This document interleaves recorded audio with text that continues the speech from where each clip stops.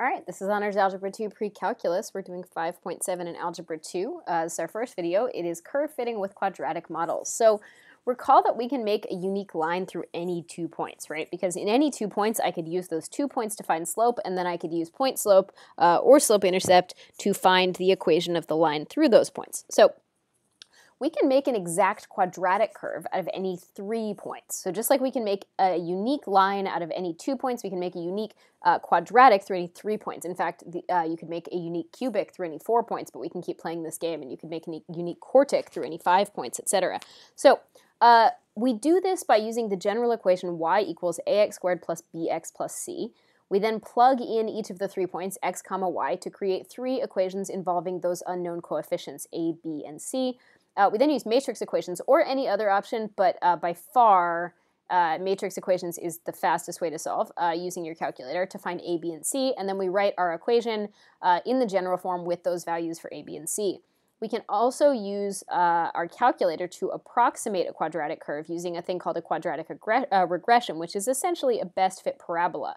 The trick is that when we do that, we're usually doing it with more than 3 points, and so it's not the exact curve, it's an approximate curve, just like a best fit line is an approximate line for a bunch of statistical data. So we're going to go ahead and walk through this video and the next couple and cover this material. So example 1, we're going to find a quadratic function whose graph contains the points 1, 3, 2, negative 3, and 6, 13. So let's go ahead and get started. All right, so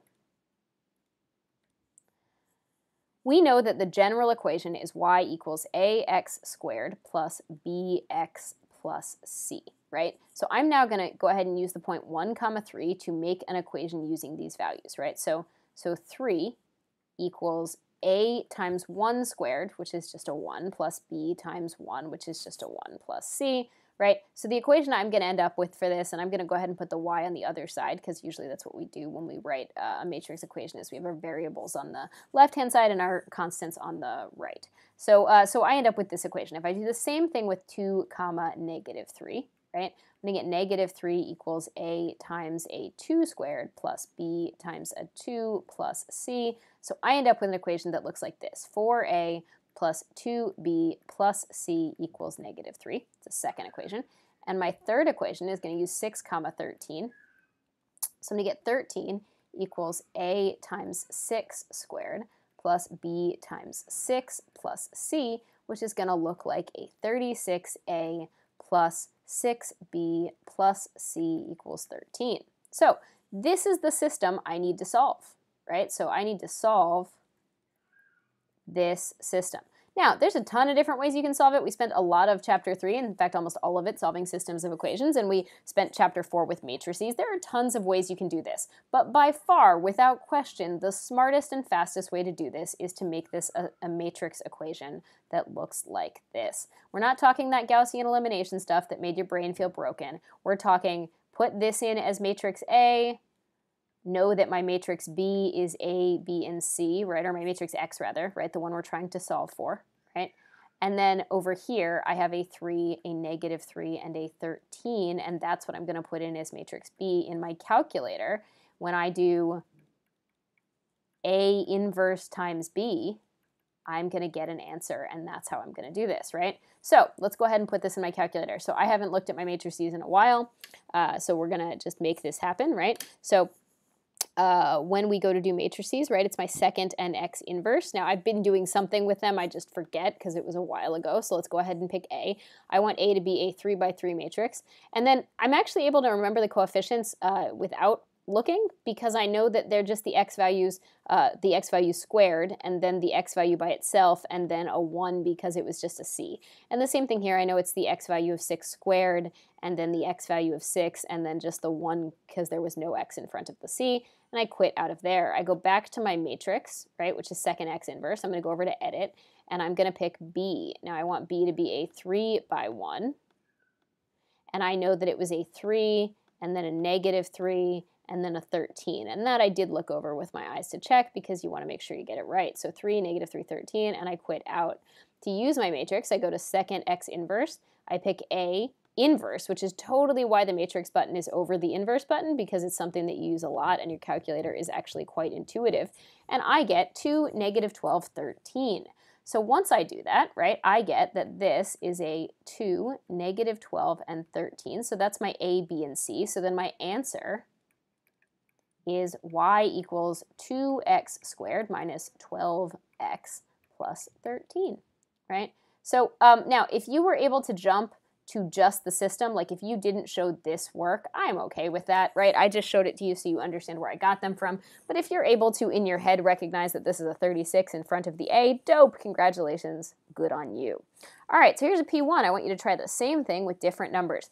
The upside is if you do a bunch of these problems in a row, your calculator is basically already set up for them. You just have to change the coefficients or the numbers in the actual matrix. So remember, feel free to pause me. Remember, this is the general equation that we're going to use, right? So if you're able to plug in 2, negative 3 and jump right to the equation, so I'm going to actually put the y on this side just to make my life easier. If you're able to jump to the fact that this is a 4a because it's the x squared, plus a 2b because it's just the x, plus a c equals negative 3, that's not cheating, that's awesome. If you're able to jump to the fact that this is going to be a 16a, right, because it's x squared and x is a 4, plus a 4b plus a c equals 3, also congratulations, that's awesome. If you need more work than this, that's also legit fine. So 36a, because it's an x squared in front of the a, plus 6b, because it's an x in front of the b, plus c equals 1. So it seems to me that what I need to put into my calculator is 4, 2, 1, 16, 4, 1, 36, 6, 1, right? And that's times a, b, c, and that's going to equal negative 3, 3, 1. So I put this in as a in my calculator, I put this in as b in my calculator, and I'm going to get that this matrix, this ABC, is going to be A inverse times B, right? That's what's going to happen. So my matrix X, right, my variable matrix, is going to be whatever matrix A is inverse times B. Notice I'm going out of my way to write these as matrices because there is an A, B, and C in my question, and I don't want to be unclear. So go to second matrix. I'm going to go over to edit A, and here's the nice thing. I really don't have to do much here, right? I know that this is now a 4, and this is now a 2, and it's still a 1, right? The next one is a 16 and a 4 and still a 1, and then I think the last one stays exactly the same, right? I quit out, and then I go back to my matrix, over to edit, and I pick B, and then I just need to change, my first number is now a negative 3, my second number is a 3, and my last number is a 1, right? And then I quit out, and then here's the glorious part. I just hit second enter, because I just did one of these questions, so I'm just going to copy my own work. And I get negative 1, 9, and 17, so I get that matrix A, B, C, the one that has an A, B, C, is negative 1, 9, negative 17, and so my answer is y equals negative x squared plus 9x minus 17. Sorry that it's a little bit diagonal. All right, cool. So looking at a table, so when we talk about approximating, so let's be clear. These were exact quadratic curves. 3 points mean you get an exact quadratic curve. Great. Sometimes you're not going to be given an exact quadratic curve. Notice that this is literally telling you here are 3 points, write a perfect function that goes through them, right? Sometimes you're going to be given data tables instead with more than 3 points, and you're going to be asked to determine what model is the best fit. Now, this is a really great skill moving forward when we talk about statistics, when we talk about the way data is looked at and analyzed, because you live in a world with a ton of data. So when we look at a table, so if you, let me go to stat and go over to calc. There's a ton of different models. So you can see right here, linear regression is what you already know how to do. That's a best fit line. We're going to learn quadratic regression in this class. There's cubic regressions, quartic regressions. There's another version of linreg that puts the A as the y-intercept instead of the slope. There's a natural log regression, there's an exponential regression, there's a power regression, there's a logistic regression, there's a sign regression, there's all sorts of like different options, right? Didn't mean to graph, my bad. So here's my point. When you become someone who ever looks at statistics, if that's a career or something that you go into, one of your jobs is to look at whether, and maybe it's like weather modeling, right? Like what form of an equation best models this hurricane that's coming in. Like there's a lot of applications for this. You have to look at the data and say, okay, what model makes sense for the data? So right now, you know linear, and we're going to start walking through quadratic. Later on, you're going to learn about exponential, logarithmic, logistic, others, right? There's lots and lots of models. So for instance, if we go back, and I'm a little off task here, but you know, that's nothing new. If we go back to these, if you go down to sine reg, spring motion, like anything that moves in a harmonic way, so sound or springs, things that move in waves, they would probably be a sine regression. So there's lots of different kinds of data and there's lots of different models. What I want to do with the next couple images, I want to walk you through how you can spot that something is likely a linear model versus likely a quadratic model. We're not going to talk about the other models yet because you don't know them, and that's fine. And sometimes, honestly, you spot it visually, right? You look at it and you're like, oh, hey, this looks like a line. Cool. Oh, this looks like a parabola. But what if you're given a table and you don't want to spend the time to plot this data because nobody likes scatter plots, even in a calculator? So one way to see if something is linear, right, is if you see that it has a constant slope, meaning change in y over change in x, that makes it linear. So here, right, my change in x is plus 1, plus 1, plus 1, plus 2, right? And the change in x is plus 3, plus 3, plus 3, plus 6. So this is linear. This is not a linear model. This is actually linear. Like, not a model. This is actually linear data. Because the slope is a 3 over 1, right? Because 3 over 1, 3 over 1, 3 over 1, 6 over 2, all 3 over 1. So this is actually linear. Like, this is not a model, right? But the fact that if you look at this one, right? So here, plus 1, plus 1, plus 1, plus 1, right? So my change in x are plus 1. Okay, so down 5, down 4, down 5, down 6. Yeah, that's close to linear, right? So this is close to linear because if you look, the change in y over change in x is negative 5-ish. It's close to negative 5. Sometimes it's negative 5, sometimes it's negative 4, sometimes so it's not linear, but it's close to linear, so a linear model would be a fairly good fit. So if you look at the differences, and notice that if the x's are all changing the same amount, you're really just looking at the changes in y. But they're all close to 5, so this is close to linear. So a linear model, that's not how you spell it, that's, okay, cool, it's great. Linear model is a good fit, right? So it would work as a linear model.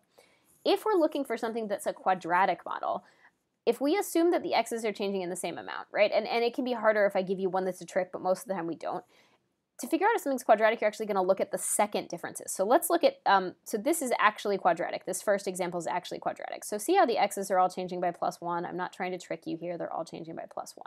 Okay, so the first differences, right? The first differences in the y's are what happen when you subtract, or when you go from one y to the next. So this is a plus 3, and you can see that this one is a plus 5, and you can see that this one is a plus 7, and you can see that this one is a plus 9. The second difference is, and I apologize, the pen defaults to a thickness I don't want every time. So the second differences would be the difference between the difference. So the difference between 3 to 5 would be plus 2. The difference between 5 to 7 is plus 2. The difference between 7 and 9 is plus 2. See how they're all constant? This table is actually quadratic, right? This is not an approximation of a quadratic thing. This is an actual quadratic. In fact, specifically, it's x squared plus 1, and you can check my logic on that, but 1 squared plus 1 is 2, 2 squared plus 1 is 5, 3 squared plus 1 is 10, 4 squared plus 1 is 17, and 5 squared plus 1 is 26. So this is actually quadratic. It is not a model. Like, this is an actual quadratic equation. But if you were trying to figure out if something was likely a quadratic model, you could use the same basic technique, right? You could use the same basic technique, but just like we saw with the linear one on the previous page, it's not exactly a change of negative 5 all the time, but it's kind of close, right? So you can see that all of these are going up by the same amount. They're all going up by a plus 2, right? So if we do the first differences, right, the first differences on this table would be a plus 13 plus 18 plus 26 and a plus 38, right? So then if we look at the second differences, right, so the second differences, if they're close to the same number, then we're looking at something that's a reasonably good quadratic model. So plus 5, plus 8, plus 8, yeah, they're pretty close together, right? So like they're, so these are close-ish. So a quadratic model is a good fit. So it's not quadratic, but it's close to quadratic. So there's other ways to figure this out, and your calculator is actually going to tell you how good of a regression something is. It's going to tell you whether it's a good fit, but I wanted you to get the idea of how you can look at data and think, oh, hey, this is kind of this sort of model. All right, so in example 2, I want you to identify which model is linear or quadratic. Which model, linear or quadratic, would be the best fit for a data set, and if something is exactly linear or quadratic, if it really is linear or quadratic, tell me so. So we're going to go ahead and walk through this. So notice that this is a +2, +2, +4, tricky Hogan, +2, right? Down here, I get a +3, +3, +6, and +3. Oh, look, that is linear. So this is linear. It's not a model. It actually is linear. The slope is a 3/2. Right, because it's 3/2, 3/2, 6/4 is the same as 3/2, and then 3/2 again. So this one actually is linear. Also, as a side note, you can kind of expect that one of each of these 4 things is going to happen. So one of them will actually be linear, one will actually be quadratic, one will be a linear model, and one will be a quadratic model. Okay, so here, +3, +3, +3, +3, right? So down 9, down 11, down 12, down 10, right? So these are all kind of close, right? So this is a good linear model, right? Because the slope is kind of in the neighborhood of of these numbers, let's say like -11-ish is in the middle, right? Like -11 is kind of in the middle, -10. These are all close together, all over 3. The slope is close to linear. Okay.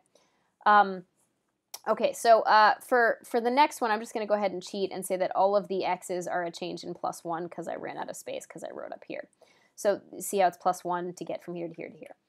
The first difference is here. So from 4 to 3, from 4 to 1 is a -3, right? Then I have a -5, then I have a -7, and then I have a -9, which means the second differences, if we change color for my second differences, my second differences are a -2, another -2, and another -2. That means that this thing is actually quadratic. Like this is a quadratic, right? This is not a model. It is actually quadratic. The second differences are a constant -2, right? So this is quadratic.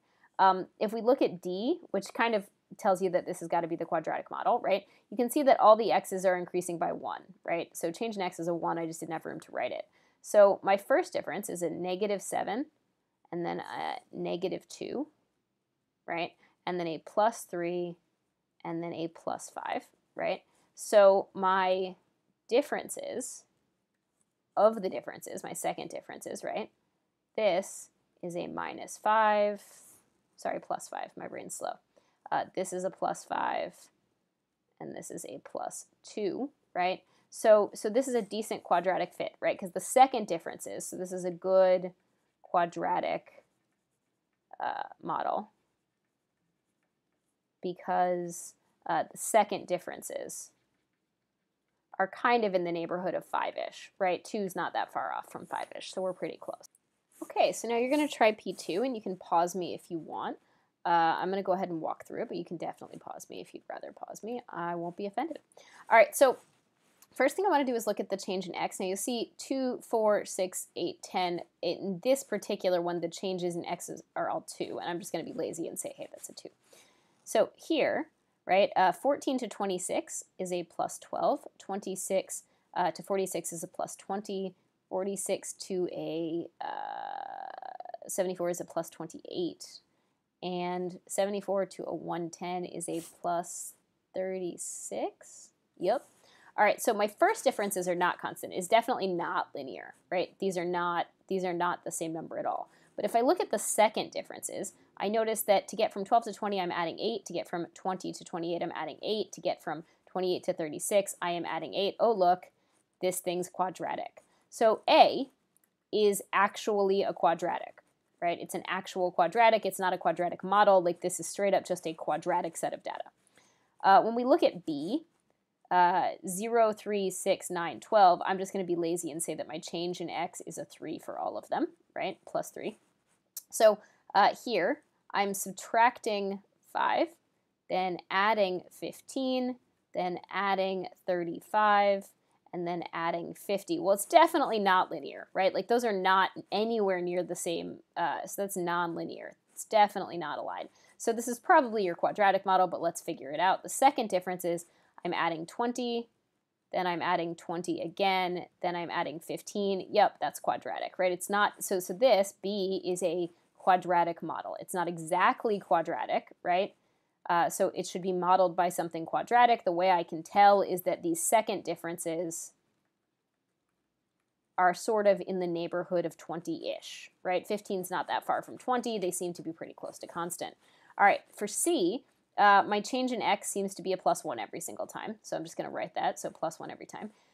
So here I'm adding 3, and then 2, and then 3, and then 2. So this is almost linear, right? So this is almost linear, but it's not linear because the slopes aren't all the same. So C is a linear model, right? The slope isn't a constant, but it's kind of 2 to 3-ish, right?